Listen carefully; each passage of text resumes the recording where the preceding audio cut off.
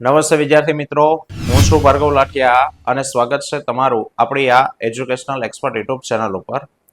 મિત્રો, આજે આપણે ધોરણ 10માં વિષય વિજ્ઞાન અને ટેકનોલોજીની અંદર ચેપ્ટર 5મું જૈવિક ક્રિયા, જેમાં આજે આપણે મનુષ્યમાં પાચન વિશે જોવાના છીએ. બરાબર, ચાલો તો શરૂઆત કરીએ.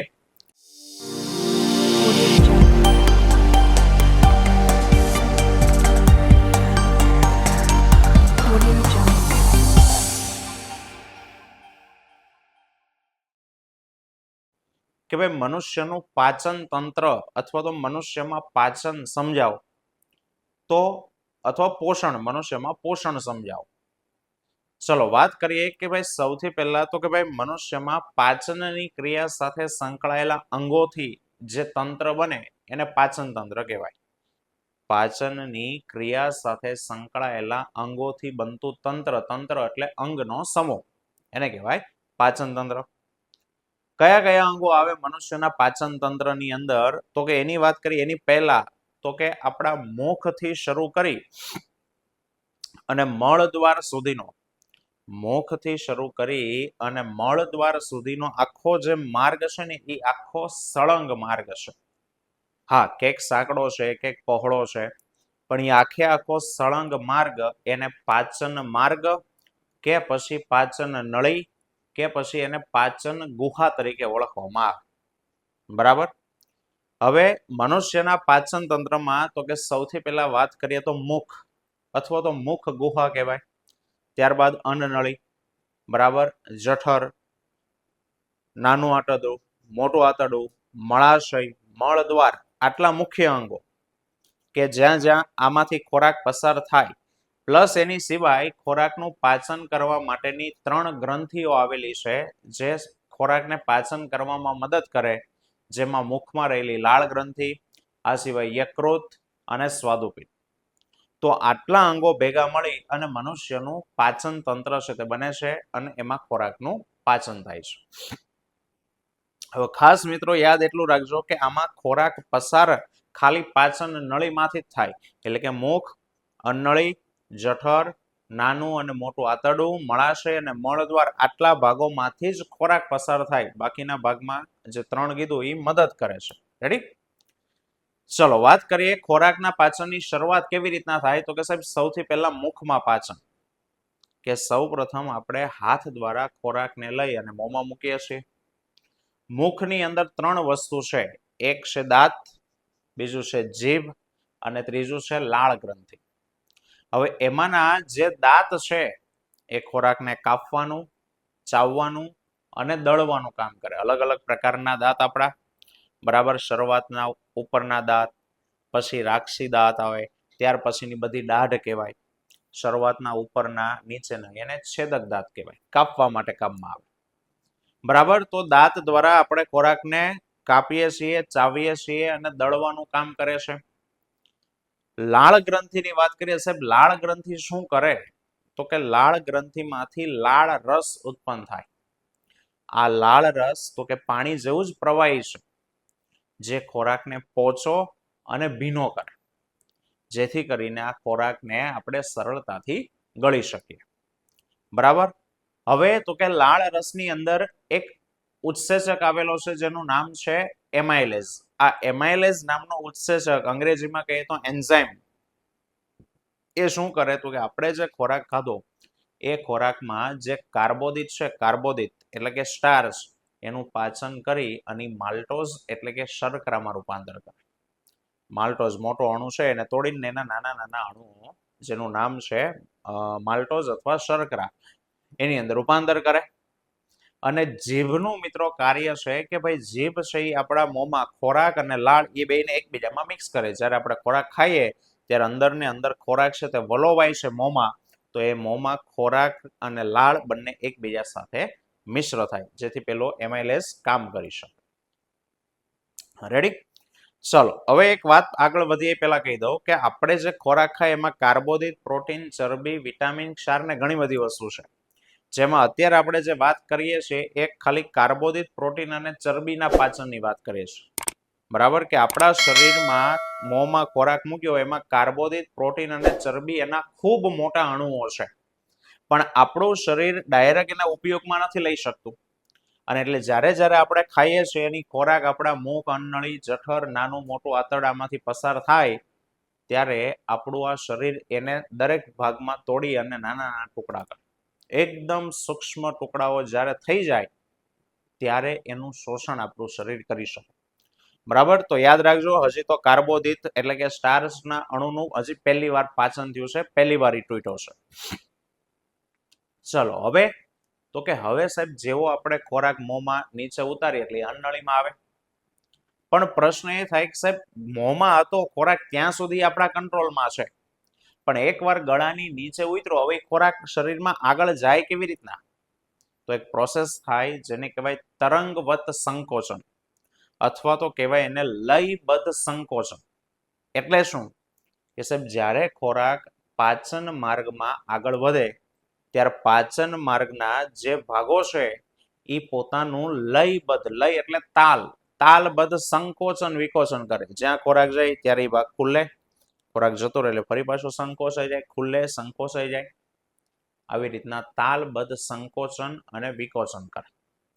આ પ્રોસેસ પાચન માર્ગના દરેક ભાગમાં થાય જેથી કરીને ખોરાક પાચન માર્ગમાં આગળ વધતો જાય.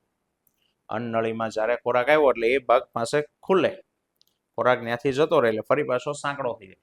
આ પ્રોસેસ પાચન માર્ગના દરેક ભાગમાં થાય અને આ ક્રિયાને કારણે ખોરાક એ અન્નનળી મારફતે જઠરમાં છે તો પ્રવેશ.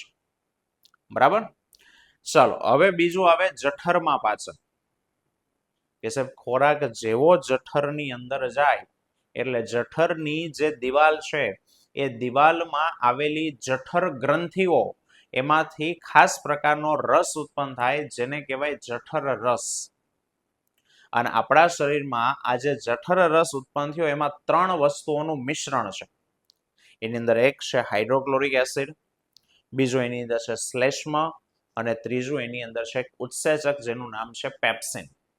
આ ત્રણેય વસ્તુઓનું મિશ્રણ એને જઠર રસ તરીકે ઓળખાય.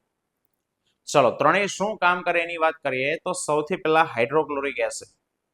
હાઇડ્રોક્લોરિક એસિડ તો કે આપણે જે ખોરાક ખાધો છે એ ખોરાકની અંદર સાંભળજો કોઈ સૂક્ષ્મ જીવ પ્રવેશવું હોય, કોઈ બેક્ટેરિયા, વાયરસ કોઈ રહી ગયું હોય તો એમાં જ્યારે એસિડ બળશે ને તો એ એસિડ એને મારી નાખશે.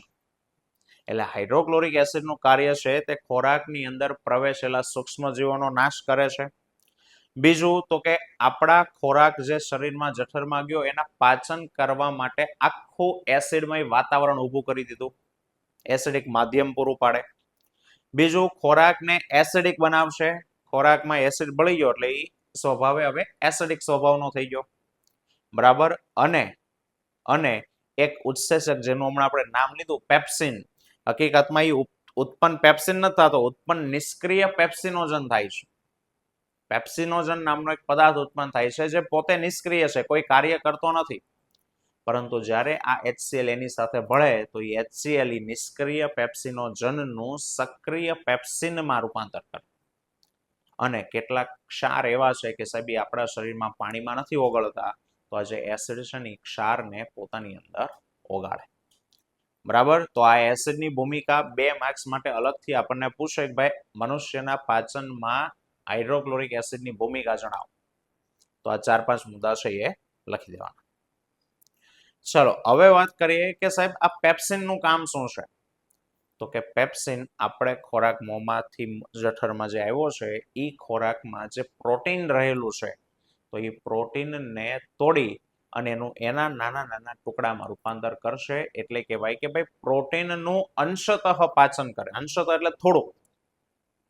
જો મોટો અણુ છે એનું એકદમ સૂક્ષ્મ અણુઓ બની જાય તો પાચન પૂરું થઈ ગયું કહેવાય, પણ ડાયરેક્ટ એક વારીમાં સૂક્ષ્મ કણ નથી બનતા. એ મોટો કણ પહેલા થોડો નાનો થશે, હજુ તૂટીને પાછો થોડો નાનો થશે અને અંતે ત્રીજી વખતે એકદમ સૂક્ષ્મ કણોની અંદર એ રૂપાંતર પામશે. બરાબર, તો પેપ્સિનનું કામ છે પ્રોટીનનું અંશતઃ પાચન કરવાનું. થોડુંક પાચન કરે, થોડુંક મીન્સ કે હાવ સૂક્ષ્મ નથી કરી નાખતો, પહેલી વખતના કણોને તોડીને જે નાના નાના બને એ ટાઈપના સૂક્ષ્મ કણો એ બનાવે. અને શ્લેષ્મ શું છે તો કે સાહેબ શ્લેષ્મયી આપણા જઠરની દિવાલની ઉપર એક સ્તર બનાવે, જેના કારણે આ એસિડ જ્યારે ઉત્પન્ન થાય તો આપણી જઠરની દિવાલને બળતરા ન થાય. બાકી તમે ભણ્યા કે ભાઈ એસિડ છે એ સ્પર્શે દાહક છે. એસિડ હાથ ઉપર પડે, શરીર ઉપર પડે તો દાઝી જવાય, બળતરા થાય. તો સાહેબ આપણા જઠરમાં એસિડ ઉત્પન્ન થાય તો અંદરની બળતરા થતી હોય? તો કે નથી થતી, કારણ કે જઠરની દિવાલ ઉપર એક લેયર લાગેલું છે શ્લેષ્મનું, ચીકણો પદાર્થ, અને જેના કારણે એસિડ એ જઠરની દિવાલના સંપર્કમાં આવતું નથી. બરાબર? તો શ્લેષ્મનું કામ છે જઠરની દિવાલનું હાઇડ્રોક્લોરિક એસિડ અને પેપ્સિનની સામે શું કરવાનું? રક્ષણ કરવાનું. રેડી? તો આ થઈ ગયું જઠરમાં પાચન. ચલો, હવે જઠરની અંદર 3 થી 4 કલાક સુધી આ ખોરાક છે એ રહે, આ બધી પ્રોસેસ એમાં થાય. અને ત્યારબાદ જે અર્ધપાચિત, થોડોક પચી ગયો, હજી થોડોક પચવાનો બાકી છે, એટલે એને કહેવાય અર્ધપાચિત ખોરાક. અને આ અર્ધપાચિત ખોરાક એ હવે જઠરમાંથી નાના આંતરડામાં પ્રવેશે અને એનું નિયંત્રણ એ મુદ્રિકા સ્નાયુ કરે. જે સ્થાનેથી જઠર પૂરું થાય અને નાનું આંતરડું શરૂઆત થાય, બરાબર, એ સ્થાન પાસે એક સ્થાન છે, એને ની જઠર વાલ્વ અથવા તો મુદ્રિકા સ્નાયુ આવેલા છે. એ ખુલે અને પછી થોડો થોડો ખોરાક એ જઠરમાંથી નાના આંતરડામાં. ઓકે, ચલો હવે વાત કરીએ નાના આંતરડામાં પાચન. તો કે સાહેબ નાના આંતરડામાં પાચનની પહેલા કે કાર્બોદિત, પ્રોટીન અને ચરબી ત્રણેયનું પૂરેપૂરું પાચન તો કે નાના આંતરડાની અંદર થઈ જાય. પાચન પૂરું ક્યાં થાય? નાના આંતરડામાં. યાદ રાખજો, હજી તો કાર્બોદિતનું એકવાર પાચન થયું મુખમાં, બરાબર, પ્રોટીનનું એકવાર પાચન ક્યાં થયું? જઠરમાં. હજી ચરબીનો તો વારો ન થયો, અને એકદમ સૂક્ષ્મ કણ થઈ જાય પછી શરીર એનો ઉપયોગ કરી શકશે, એને શોષી શકશે, પણ એ બધું જ કામ આ નાના આંતરડું કરી નાખે છે. ચલો, કેવી રીતના થાય એની વાત કરીએ એની પહેલા હજુ એક કે ભાઈ મનુષ્યનું નાનું આંતરડું તો કે લગભગ 7 મીટર લંબાઈનું હોય. પાચન માર્ગનું સૌથી લાંબુ અંગ એ આપણું નાનું આંતરડું છે લાંબુ, પણ નામ એનું નાનું એટલા માટે છે કે સાંકડું છે, અને એટલે એને નાનું આંતરડું કહેવાય, અને જેની લંબાઈ લગભગ 7 મીટર છે. અને બધા પ્રાણીઓમાં સરખું ન હોય. માંસાહારી પ્રાણીઓનું નાનું આંતરડું ટૂંકું હોય, 6.5 મીટરની આજુબાજુનું હોય, અને તૃણાહારી ઘાસ ખાવાવાળા પ્રાણીઓનું નાનું આંતરડું 7 મીટરથી પણ વધારે, એટલે લગભગ 7.5 મીટર જેટલી લંબાઈનું હોય. બરાબર? શું કામ હોય એનું કારણ આપી દે કે ભાઈ ઘાસ ખાનારા પ્રાણીઓ છે, તૃણાહારી પ્રાણીઓ ઘાસ ખાય, ઘાસમાં સેલ્યુલોઝ હોય, અને સેલ્યુલોઝનું પાચન થતા વાર લાગે, વધુ સમય લાગે, એટલે એનું નાનું આંતરડું વધારે લાંબુ હોય. અને માંસાહારી પ્રાણીઓ માંસ ખાય, જે પચી જાય, એટલે એનું નાનું આંતરડું ટૂંકું છે. ચાલો, આપણે એ બધું લખવાનું નથી, આપણે અહીંયાથી શરૂઆત કરવાની. ભાઈ નાના આંતરડાની અંદર કાર્બોદિત, પ્રોટીન અને ચરબી એનું સંપૂર્ણ પાચન છે તે પૂરું થાય. જ્યારે ખોરાક નાના આંતરડામાં ભળે ને એટલે એમાં 3 ગ્રંથિઓના રસ ભળે નાના આંતરડામાં. એક તો યકૃત, એમાંથી કંઈક રસ ઉત્પન્ન થાય ભળે, બીજો સ્વાદુપિંડમાંથી, અને ત્રીજો રસ તો કે નાના આંતરડાની દિવાલમાં જ એક ગ્રંથિ આવી છે એમાંથી. ચલો વાત કરીએ પેલો યકૃત. તો કે સાહેબ યકૃતમાંથી જે રસ ઉત્પન્ન થાય ને એનું નામ છે પિત્તરસ. એનું નામ છે પિત્તરસ. આ પિત્તરસ તો કે લીલાશ પડતા પીળા રંગનો છે. એનો રંગ નથી પ્રોપર લીલો, નથી પીળો, લીલાશ પડતા પીળા રંગનું એ પ્રવાહી છે, અને તે પોતે બેઝિક છે, એટલે કે આલ્કલાઇન છે. અને એ જ્યારે ખોરાકમાં ભળશે એટલે ખોરાકને બેઝિક બનાવે. કેમ? તો કે જઠરમાંથી ખોરાક આવ્યો એ કેવો હતો? સરસ એસિડિક હતો. અને એ એસિડિક ખોરાકમાં બેઝિક પદાર્થ બની ગયો એટલે ખોરાક બની જાય બેઝિક. બરાબર? તો પિત્તરસ બેઝિક સ્વભાવ ધરાવે છે, લીલાશ પડતા પીળા રંગનું છે, યકૃતમાંથી એ ઉત્પન્ન થાય, અને એની અંદર કેટલાક ક્ષારો રહેલા છે જેને પિત્ત ક્ષારો કહેવાય. પિત્ત ક્ષાર. અને આ પિત્ત ક્ષારો આપણા શરીરમાં જે ચરબી આવી છે ખોરાકમાં, એ ચરબીનો મોટો અણુ એટલે મોટા ગોળકો એને તોડી અને એનું નાના ગોળકોની અંદર રૂપાંતર કરે. કોણ કરે? પિત્ત ક્ષારો. અને આ જે પ્રક્રિયા થઈ મોટા અણુને તોડી નાના અણુ બનવાની, આ પ્રક્રિયા ચરબીના અણુ માટે સ્પેશિયલ, એને તૈલોદીકરણની પ્રક્રિયા કહેવાય. અંગ્રેજીમાં કહીએ તો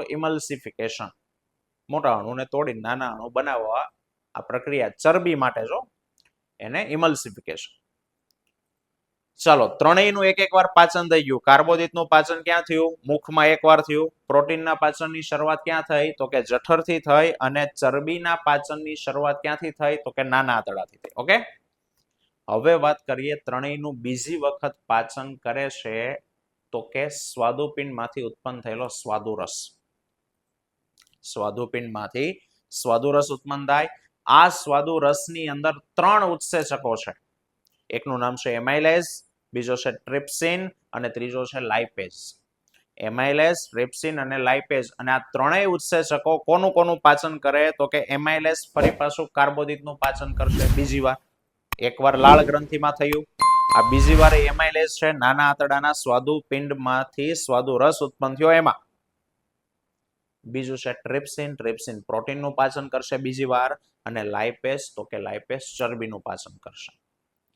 પહેલી વાર મોટા અણુ હતા ત્રણેયના, એ થોડી નાના બન્યા. ત્રણેયનું બીજી વખત ફરી પાછું પાચન થયું.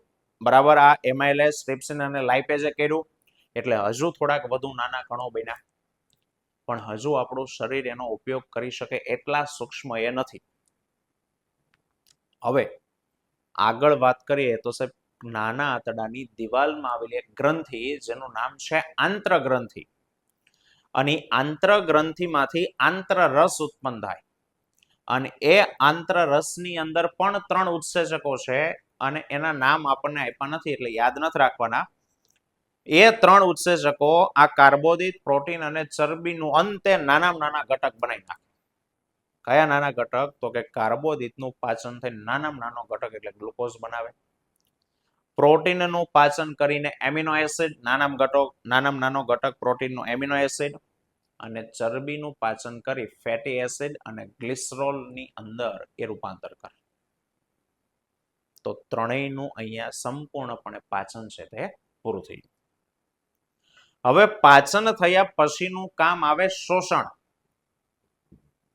અહીંયા પાચન તો પૂરું થયું, પણ હજી આપણો સવાલ નથી પૂરો થયો. થાકી ન જતા તમે. પાચન પછીનું કામ શું છે? શોષણ. જે આ ગ્લુકોઝ બન્યો, ફેટી એસિડ, ગ્લિસરોલ બન્યું, એમિનો એસિડ બન્યું, આ પાચિત થયેલો ખોરાક છે એને આપણું શરીર શોષશે. હવે શોષણ ક્યાં થાય? તો કે શોષણ થાય નાના આંતરડાનું જે શેષાંત્ર એટલે પાછળ છેડાનો જે ભાગ છે એમાં આંગળી જેવા પ્રવર્ધો આવ્યા છે, દોરાઓ, જેને રસાંકુરો કહેવાય. અને આ રસાંકુરો જ્યારે નાના આંતરડામાંથી એ પાચિત ખોરાક અને હજુ બધો પચી ન ગયો હોય એટલે કેટલોક પૈસા વગરનો વયો એને અપાચિત ખોરાક કહેવાય. તો આ અપાચિત ખોરાક અને પાચિત ખોરાક જ્યારે પસાર થાય છે ત્યારે એમાંથી પાચિત ખોરાકનું આ રસાંકુરો શોષી લે. બરાબર, અને રસાંકુરો આ પાચિત ખોરાકનું શોષણ કરવા માટે નાના આંતરડાની સપાટીનું ક્ષેત્રફળ શું કરે છે? તો કે વધારે છે. ખાલી દિવાલ હોત તો શોષાત, પણ એમાં આંગળી જેવા પ્રવર્ધો આવ્યા છે જેનાથી શોષણ થોડુંક વધારે થાય અને ઝડપથી થાય. આ શોષાયેલો ખોરાક તો કે રસાંકુરોમાંથી રુધિર વાહિનીઓમાં ભળી જાય અને રુધિર દ્વારા આ ખોરાક તો કે આપણા શરીરના બધા ભાગો સુધી પહોંચી જાય. અને આપણું શરીર કે આપણા કોષો એને 3 કાર્ય માટે ઉપયોગમાં લે. એક તો કે આપણી વૃદ્ધિ કરવા, ખોરાક ખાશો એટલે વૃદ્ધિ થશે. બીજું તો કે કોષની અંદર ઉર્જા મેળવવા, કોષ કામ કરે, એની અંદરની અંગિકાઓ કાર્ય કરે તો એને ઉર્જાની જરૂરિયાત હોય. બરાબર છે, તો એને કાર્ય કરવા, ઉર્જા મેળવવા માટે એ ખોરાકનો ઉપયોગ કરશે. અને ત્રીજું છે સમારકામમાં. આપણા શરીરમાં કંઈક વાગ્યું હોય તો ત્યાં રિપેરિંગ કરવાનું હોય તો એ કામમાં પણ ઉર્જાની જરૂર પડે, તો આ ઉર્જા તો કે આ ખોરાકમાંથી મેળવવામાં આવે. બરાબર, ચાલો, અહીંયા નાના આંતરડાની અંદર પાચન અને શોષણ બંને થઈ ગયું. હવે જે ખોરાક વધ્યો છે એ ખોરાક બધો અપાચિત ખોરાક, જેનું પાચન નથી થયું. આ અપાચિત ખોરાક હવે મોટા આંતરડામાં જાય. અને મોટું આંતરડું તો કે જે 1.5 મીટર જ લાંબુ છે, 1.5 મીટર, પણ એની પહોળાઈ વધુ છે એટલે એને મોટું આંતરડું કહે. અને જ્યારે આ અપાચિત ખોરાક મોટા આંતરડામાંથી પસાર થાય ત્યારે મોટું આંતરડું તેમાંથી પાણી અને ખનિજ ક્ષારોનું શોષણ કરી લે. હવે એમાંથી પાણી શોષાઈ ગયું એટલે લગભગ એ અપાચિત ખોરાક ઘન બની ગયો, મોટા ભાગનો એ ઘન થઈ ગયો, અને એને કહેવાય મળ. બરાબર, અને આ મળ તો કે આ મળ દ્વારની અંદર મળ દ્વાર દ્વારા શરીરમાંથી બહાર નીકળશે, પણ એની પહેલા મળાશયમાં સંગ્રહ પામે અને મળાશયમાં સંગ્રહ થયેલું મળ એ પછી મળ દ્વાર દ્વારા શરીર બહાર નિકાલ થાય અને જેનું નિયંત્રણ તો કે મળ દ્વાર પાસે આવેલા મુદ્રિકા સ્નાયુ છે તે કરે. બરાબર. તો આ હતું આખું મનુષ્યનું આ પાચન તંત્ર. તમે ટેન્શન ન લેતા, આટલો મોટો સવાલ છે, પરીક્ષામાં આખો તમને નહીં પૂછે. તમને આકૃતિ અને પાચનનો પ્રથમ તબક્કો એટલે મુખ વાળું પૂછે, કા આકૃતિ અને જઠરમાં પાચન પૂછે, કા નાના આંતરડામાં પાચન અને શોષણ પૂછે. બરાબર, ટુકડાના સ્વરૂપમાં પૂછશે. આકૃતિ ખાસ યાદ રાખજો, દોરવાની પ્રેક્ટિસ કરજો. અને આમાં વચ્ચે વચ્ચે જે મેં કેટલાક હેતુલક્ષી પ્રશ્નો કીધા એને પણ ધ્યાનમાં લેજો. હા, એક કન્ફ્યુઝન પોઈન્ટ અહીંયા આપણે કહી દઈએ કે પિત્ત રસ જે છે એ યકૃતમાંથી ઉત્પન્ન થાય, પણ નીચે એક પિત્તાશય નામની એક કોથળી છે, ગોલ બ્લેડર કહીએ, એની અંદર ઈ સંગ્રહ થાય. જ્યારે જરૂર ન હોય, જરૂર હોય ત્યારે સીધો ભળી જાય ખોરાકમાં, નાના આંતરડામાં. પણ જ્યારે ખોરાક નથી નાના આંતરડામાં ત્યારે પિત્તાશયમાં જમાશે તે થાય. એટલે પરીક્ષામાં પૂછે પિત્તનો સંગ્રહ કરતું અંગ કયું, તો સંગ્રહ પિત્તાશય. અને પિત્ત ઉત્પન્ન કરતું અંગ કયું, તો કે ઉત્પન્ન કરતું અંગ એટલે યકૃત. બરાબર, ભૂલાય નહીં. ચાલો મિત્રો, તો આ હતો આજનો આપણો ટોપિક. આવતા વિડીયોમાં ફરી પાછા મળીશું. ત્યાં સુધી જય હિન્દ, જય ભારત.